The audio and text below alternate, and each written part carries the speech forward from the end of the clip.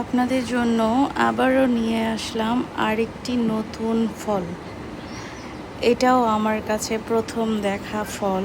আমি আসলে জানি না এই ফলের নাম কি। তবে আপনারা যদি এই ফলটিকে চিনে থাকেন এবং গাছটির নাম জেনে থাকেন, আমাকে কি একটু কমেন্ট বক্সে কমেন্ট করে জানাবেন প্লিজ। আর ফলগুলো দেখতে এত সুন্দর আর এত লোভনীয় লাগছিল।